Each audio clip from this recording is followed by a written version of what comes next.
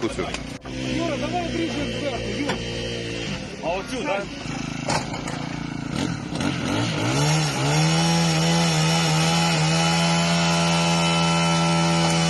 Rusia mengembalikan sebanyak 909 jenazah tentara Ukraina yang tewas dalam pertempuran.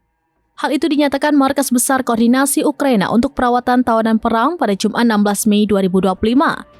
Para prajurit Ukraina yang gugur itu dikatakan telah meninggal di garis depan di wilayah Donetsk, Luhansk, Zaporizhia, Kharkiv, dan Sumy. Sebaliknya, Rusia menerima jenazah 34 tentara mereka sebagai imbalan. Anggota Parlemen Majelis Rendah Duma, Negara Shamsay Saraliyev, mengatakan kepada situs web berita RBC pada Jumat malam. Ini menandai pemulangan ke-9 dari 500 atau lebih jenazah sejak Oktober dan terjadi saat pejabat Rusia dan Ukraina bertemu di Istanbul untuk pembicaraan langsung pertama mereka sejak awal 2022. Kiev dan Moskow telah bertukar jenazah dan tawanan perang sejak bulan-bulan awal invasi skala penuh Rusia pada Februari 2022. Presiden Ukraina Volodymyr Zelensky memperkirakan hingga 100.000 tentara Ukraina tewas dalam perang tersebut. Rusia belum memperbarui jumlah korban tewas militer resminya sejak musim gugur 2022.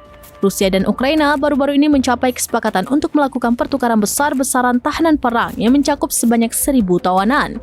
Kesepakatan ini menjadi yang terbesar sejak dimulainya invasi Rusia terhadap Ukraina pada tahun 2022 dan terjadi setelah pertemuan diplomatik di Istanbul, Turki.